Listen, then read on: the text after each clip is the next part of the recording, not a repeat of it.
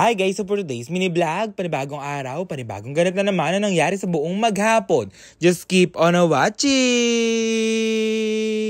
At nandito na naman nga po pala tayo sa Gawa Kwarto Serye Part 4. At mamimili na nga pala tayo dito ng aircon, pero bago nga pala tayo mamili ng aircon, magpapakabit nga po pala muna tayo ng saksakan. At dahil kailangan nga ng outlet yung pinaka-aircon natin, bibili nga pala tayo dito kila Ate Asmin. At lagi nga akong bumibili dito mga gar kapag nagpapagawa nga ako. At syempre mga gar, wala nga palang lock yung pintuan ng kwarto natin, kaya ayan nga, bibili nga tayo dito for today's video. Kaya ayun nga, bumili nga pala tayo ng pinaka-wire dito na mahaba. At eto na nga si Kuya, bubutasan na nga yung pader natin. Nung Sabado nga ako umuwi sa amin, kaso nga lang wala nga si Kuya, busy nga doon. Madami nga daw ganap. Kaya ayun nga, sinukat na nga ni Kuya, 19 nga yung haba at 14 nga pala yung taas ng ating aircon. At kung makikita nyo nga mga gar, nakasukat na nga yan kasi nga guys, nag-canvas na nga ako at sinukat ko na nga doon. Para nga pagdating nga ng aircon, isasaksak na nga lang dito para maging maayos na nga ang lahat. At syempre sasabihin nga ng iba dyan, bakit nga daw hindi ako nag-split tie? Eh syempre mga gar, ito nga lang talaga yung budget sang It's Emil Vlog nyo, at least nga malalamigan nga tayo. Eh basta lumalabig, saka nga matipid yung pipiliin natin ditong aircon. Kaya ayun nga, every weekends nga lang naman ako umuwi dito, so every weekends nga lang ako mag-aircon guys. O mga gar, sana nga nagigets nyo ako, mamaya may mababasa na naman akong bash dyan.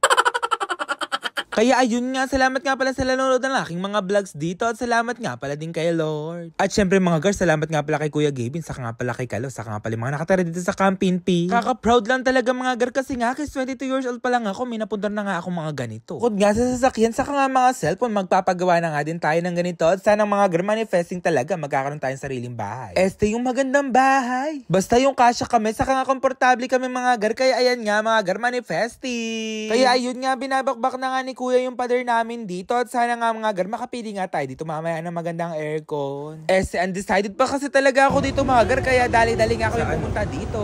Kaya ayun nga mga gar, dito na nga tayo sa Pacific, kasi nga guys, dito nga nakakita si Ate Maribel. Kaya ayun nga, ito nga yung napili nating aircon, at ayun nga mga gar, nakaka-excite nga talaga, tinantay nga lang namin dito si Ate Maribel. Kaya dali-dali na nga dumating dito si Ate Maribel. Grabe naman yan mga gar, napaka-fresh naman talaga ng ate ko na yan. Labas talaga ang freshness ng ate ko na yan, no? Grabeness naman talaga, at kaibigan nga pala niya yung staff dito.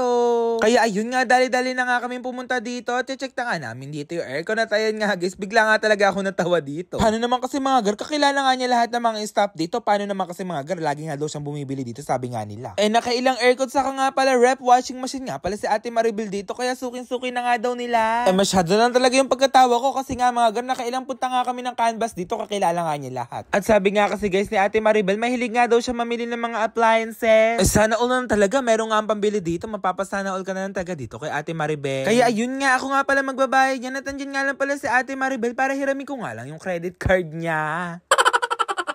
Eh ganyan talaga mga gar, yung mga magpipinsan na yan, ganyan talaga yung turingan. O hindi ko talaga sila tunay na pinsan, pero magpipinsan na nga talaga kami niyan mga gar. Sabi nga namin sa isa't isa, magkakapatid at magpipinsan na turingan namin. Eh kung sino pa talaga hindi mo kadugo, sila pa talaga yung magiging mababait sa'yo. Kaya shoutout sa Ate Maribel, salamat! Kasama nga pala si Ate Rina, saka nga pala si Ate JB, kaso nga lang mga gar, busy nga pala sila sa work nila. Eh busy nga din to si Ate Maribel, isiningit nga lang niya akong pabili ng aircon, kaya ayan nga mga gar, salamat nga pala si Ate Maribel. O isisingit ko na, ilalagay ko na nga pala yung Facebook account na Ate Maribel dito. Nagtitinda nga pala siya ng bigas, saka nga pala sibuyas. Bulto-bulto ang sibuyas, kaya comment down below kung gusto nyo nga umorder kay Ate Maribel dito.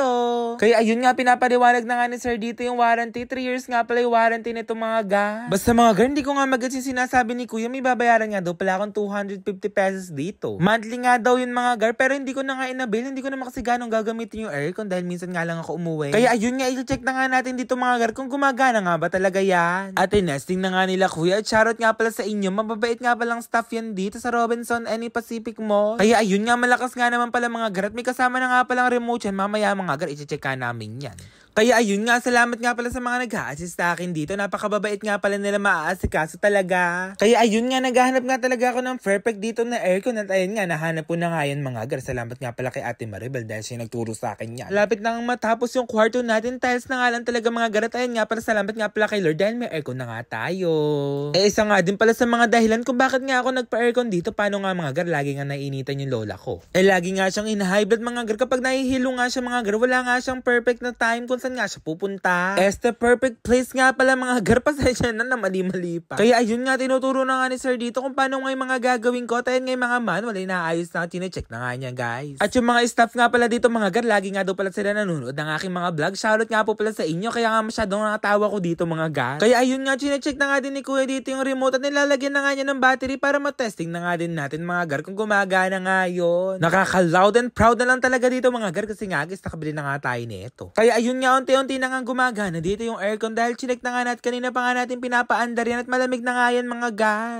Take note, saka na nga lang pala tayo mag-i-split up dito mga gar kapag nga may budget na nga tayo. Pero okay na nga dito mga gar, mahal na nga din tong aircon na to. Miss mga gar, medyo pricey nga to pero okay nga lang yun. Lalamig din naman kasi talaga aircon na magkakamukha lang din naman ng aircon yun. Kaya ayun nga, nakakatuwa nga mga gar. Dati pangarap ko nga lang bumili nito at minamanifest ko nga lang sa vlogs ko. Pero ayun nga, umabot na nga tayo sa gawa kwarto serye part 4. Hanggang kailan kaya abot yung part na to hanggang sa matapos nga itong mga gar? Unti-untiin na nga natin to. Kaya ayun nga, ginamit na nga natin dito yung credit card ni Ate Maribel. Salamat nga pala kay Ate Maribel sa pagpapahiram nga ng credit card. Shoutout nga pala sa'yo. At dahil kumain nga kami, ayun nga mga gar, napagsaraduhan na nga kami. Nasa vlog ka na kuya.